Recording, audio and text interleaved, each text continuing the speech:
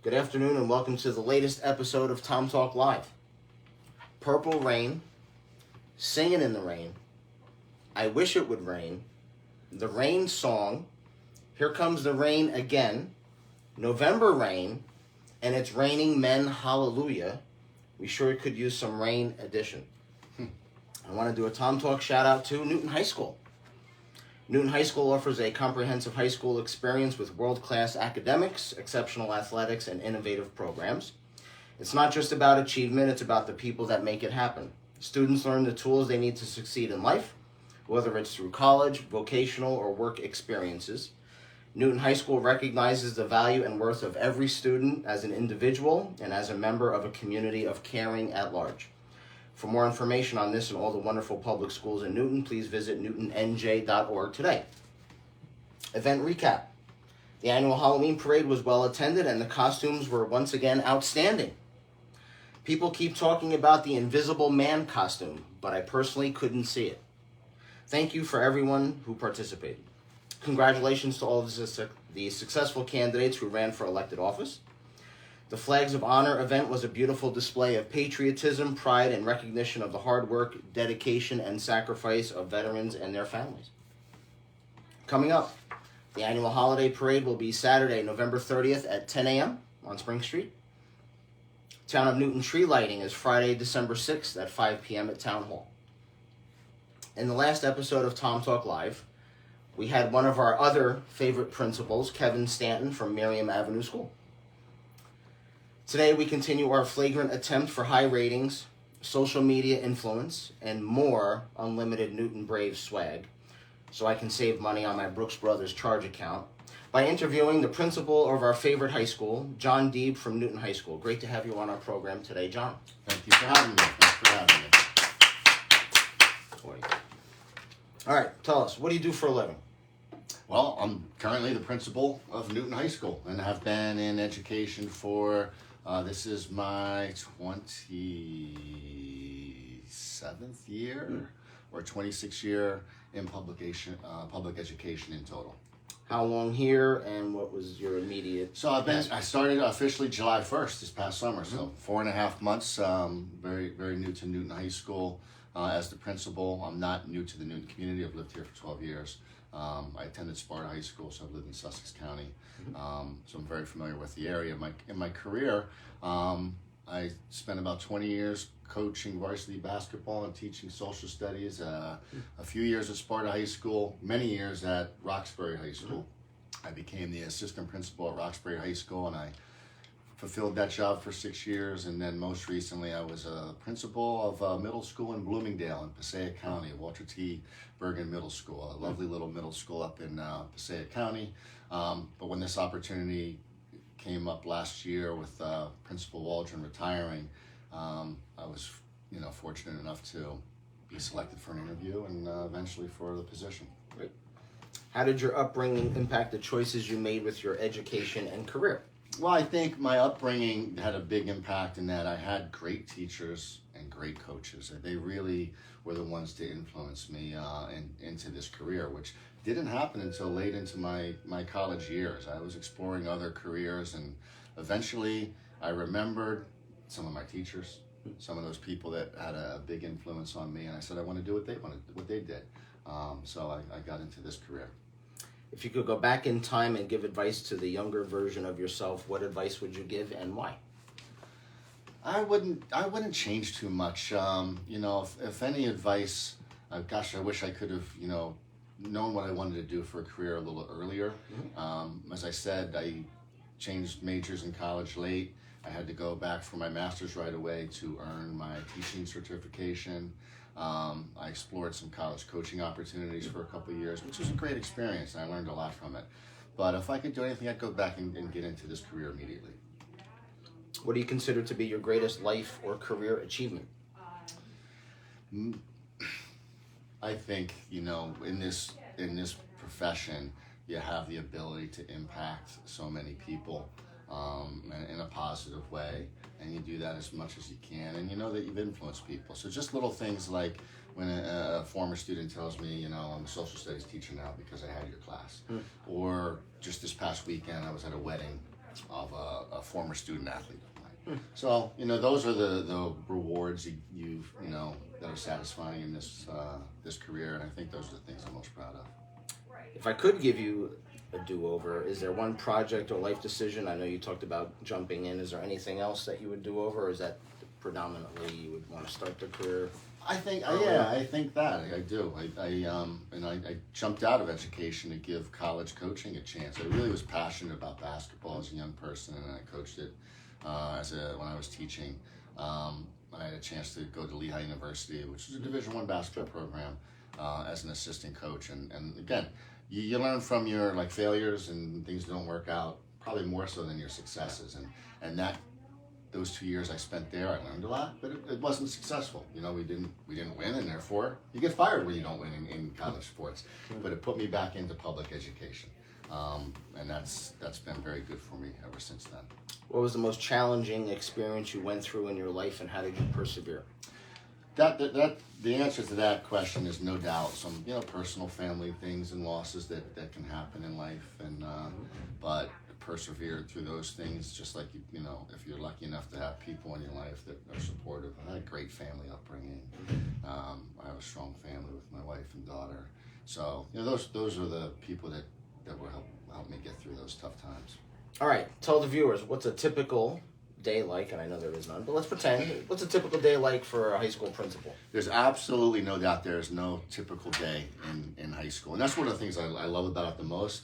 I had a calendar full today of things scheduled. Fortunately, I was able to keep this one on my calendar, and but some had to be moved around because you just never know what's going to happen. But typically the way I like to go about my day is I like to be very visible in the school environment, whether it's just in the hallways with students, visiting classrooms, doing formal evaluations of teachers. Those are typical things that occur in a school day. But the one thing I really love about high school too is there's 2 school days. And I was as I mentioned before, I was a middle school principal for a few years. And I'm really happy to be back in high school where most of my career was spent, because when the first school day ends, the second school day begins. You get to go watch athletic events, student performances. Right now our field hockey team is playing in the state championship tomorrow. Right. And there was a bunch of us who went there yesterday to cheer them on to the sectional championship. So I really enjoy, typically exploring what's going on in that second school day in the afternoon and evenings. All right, let's talk about the clients. And I know we have students, but tell us about your client base. Who do you serve in the community? I really believe that we serve the students and their families. They're our customers. If you look at a school as a business, they're our customers, and that's I think a valuable way to view things, because if you're going to survive in the business world, you need to adjust to who your customers are.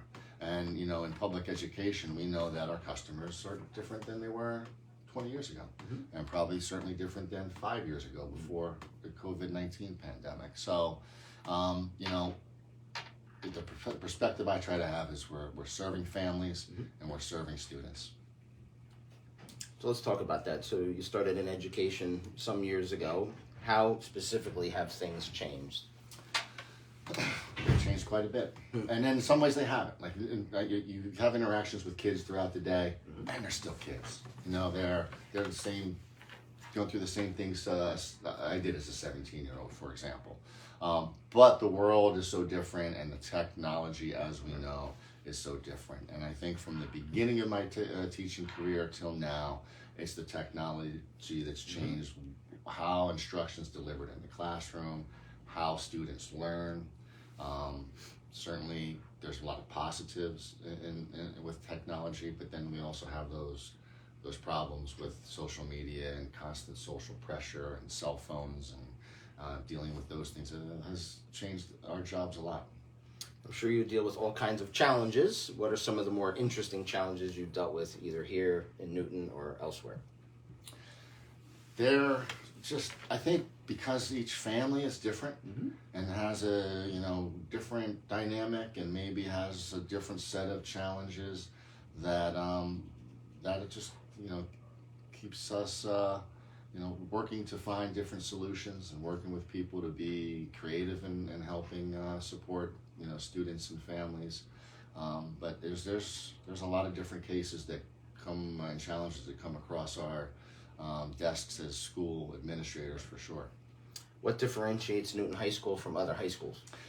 I've been here 4 months and I can answer that question pretty clearly at this point, because it really stood out to me, because I've been around. I've been in a lot of different schools, and I know people that work in high schools around the area, and they're great. The schools in this area know their teachers are in this business because they want to help kids, but this place here, I see more of a family environment with the staff. So many of them went to school here. Or their parents went to school here, or both. Right. And they really, in this building, there's those traditions that have been around for a long time, more so than a lot of places, and the staff really goes above and beyond for their students. An example is our lunchtime period. Teachers have lunch in their contract, and they can go to the faculty room, or they can go somewhere by themselves and have lunch. They open up their classrooms. Their students go in the classrooms with them, and every day they're together during lunch. Like, that doesn't happen everywhere. So that definitely sets Newton apart. And what makes Newton a great place to work or volunteer? The community, again, it's the people in the community. Newton is it's a small community, so you're able to get to know people intimately. And same thing with Newton High School. It's not a huge school. We have a population of over 700 kids, which is sizable, but also not so big that you can't get to know the students and the families.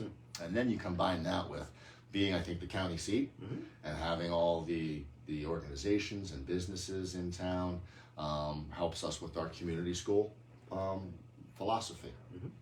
Any educators you admire? Who inspires you to be your best personally or professionally?